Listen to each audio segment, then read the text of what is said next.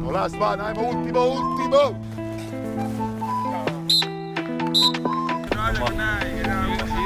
Le mois c'est fini. Aujourd'hui c'est fini. On a fait beaucoup d'entraînement. On est très fatigué mais ça va.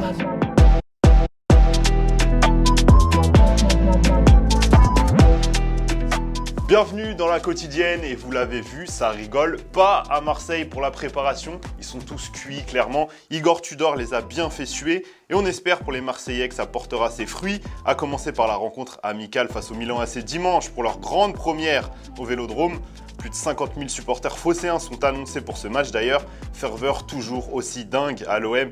Et on espère qu'ils verront un beau spectacle sur la pelouse. Et tenez, en parlant de Marseille d'ailleurs, le Betis a sorti une vidéo expliquant les dessous de l'altercation entre Matteo Guendouzi et Joaquin. Et on a vu d'où tout ça a commencé. Joaquin, il a juste pas kiffé le petit chambrage de Matteo. Après l'ouverture du score marseillaise, regardez, tac, le petit 1-0 avec ses doigts face à la caméra. Rien de bien méchant, mais on voulait aussi vous montrer des images beaucoup plus positives du milieu marseillais quand il est allé voir des fans qui étaient venus spécialement pour lui, pour leur donner leur maillot. C'est ça le football qu'on a envie de voir tous les jours.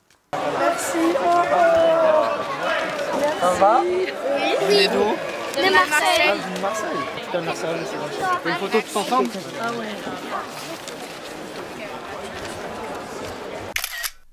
Et dimanche, il n'y a pas que l'OM qui va jouer. Premier match officiel de la saison. Trophée des champions entre le PSG, champion de France, et le FC Nantes, vainqueur de la Coupe de France l'an dernier. Alors les deux équipes se préparent tranquillement et dans la bonne humeur. La preuve avec cette petite vidéo de Neymar hier à l'entraînement. Le mec est juste complètement fou. Et Neymar qui sera bien présent pour cette rencontre à l'inverse de Kylian Mbappé, suspendu pour ce match. Il n'y aura pas non plus de Kurzawa, Draxler, Wijnaldum, Herrera, Rafinha et Kerrer, tous placés hors du groupe pour ce match. Ça sent le départ pour tout ce petit monde. Léo Messi, lui, sera bien entendu de la partie. Et en parlant de l'Argentin d'ailleurs, le président du Barça, Joan Laporta, y est allé fort hier dans une interview pour AS et n'a pas caché ses intentions de récupérer Léo Messi à la fin de son contrat au PSG. Écoutez-le, il est clair que la carrière de Léo au Barça ne s'est pas terminée comme nous l'aurions tous souhaité. Je me sens en partie responsable de cette situation, mais je crois que c'est une fin provisoire et que nous ferons du retour de Messi une réalité. Nous avons une dette morale claire envers lui. Bon, il a parlé français pour le coup et on a envie de vous poser la question du jour à ce sujet. Les amis, est-ce que vous voyez Léo Messi finir sa carrière au Barça? Vous nous dites tout dans les commentaires, promis, on lira tout avec attention. Allez, petite pause dans la quotidienne, le football vrai comme tous les jours et on commence tout de suite direction le Brésil avec cette action collective géniale de Fluminense. Le petit circuit de passe pour créer le décalage et ensuite le jeu en une touche est parfait pour trouver Nonato qui termine le boulot devant la cage. Et dans un style beaucoup plus individuel, on a aussi trouvé ce petit bijou dans le championnat cambodgien. Enchaînement petit pont, frappe de 35 mètres excentré pleine lucarne. Peut-être l'un des plus beaux buts de l'année déjà. Et on ouvre notre page Mercato maintenant et c'est enfin officiel. Jules Koundé est un joueur du Barça. Le club catalan l'a officialisé hier et le français nous a même fait un petit message en français s'il vous plaît. Bonjour Koulés, bien arrivé à Barcelone. Visca Barça. Et du côté de l'OM, ça bouge pas mal. En défense, notamment, le latéral gauche d'Arsenal, Nuno Tavares, devrait débarquer à Marseille très prochainement pour passer sa visite médicale, signature imminente pour le Portugais. Et ça parle aussi beaucoup d'Alexis Sanchez. La Provence révèle que des discussions ont lieu en ce moment même entre le Chilien et l'OM. Un accord semble même se préciser pour l'attaquant de 33 ans. Et dernière petite info, tenez, Cristiano Ronaldo a enfin pris la parole. Ça fait des semaines qu'on ne l'avait pas entendu et pourtant ça parle beaucoup de son futur. Vous le savez, on en parle quasiment tous les jours dans la quotidienne. Il l'a fait sur Instagram en commentaire d'un post qui annonçait que son agent Jorge Mendes lui cherchait toujours une porte de sortie de Manchester. Et ça, CR7, il n'a pas kiffé du tout. Écoutez ce qu'il a dit. C'est impossible de ne pas parler de moi tous les jours, sinon la presse ne gagnerait pas d'argent. Vous savez que si vous ne mentez pas, vous ne pouvez pas avoir l'attention des gens. Continuez, un jour vous aurez peut-être une bonne info.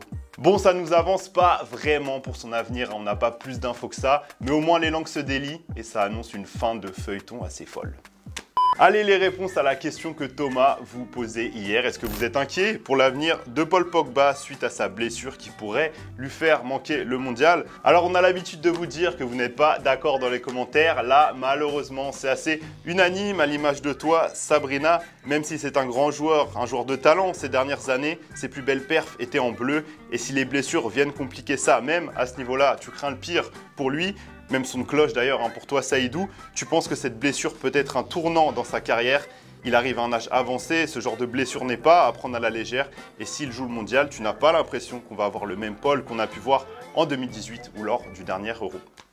Allez, c'est déjà la fin de la quotidienne les amis, et c'est à moi que revient la lourde tâche de vous annoncer que c'était la dernière quotidienne de la saison. Malheureusement, on va tous partir un peu en vacances, mais vous inquiétez pas, on va revenir le 29 août pour la reprise, tous à bloc. En attendant, merci à tous de nous avoir suivis cette année. C'est toujours un plaisir de lire vos retours positifs ou négatifs d'ailleurs. Ça nous fait toujours un peu avancer. Je voulais aussi remercier toutes les équipes qui bossent sur la quotidienne tous les jours, que ce soit ceux qui passent devant la caméra que vous connaissez, Clément et Thomas. Merci à vous. Merci aussi à tous ceux qui sont derrière cette fameuse caméra. Hugo, notre monteur de tous les jours. Ou encore Lucas qui nous file un coup de main aujourd'hui. Viens dire au revoir aux gens. Merci à toi, Julien. Ce fut un honneur de vous servir. Merci aussi. All time. Merci aussi à notre chef Benjamin, grâce à qui la quotidienne existe, sinon ça n'existerait pas. Bref, merci surtout à vous encore une fois de nous suivre tous les jours. En attendant, comme d'hab, on va se quitter pour la dernière fois de la saison en images. Et en musique. Et en musique, bien entendu. Ciao. Ciao.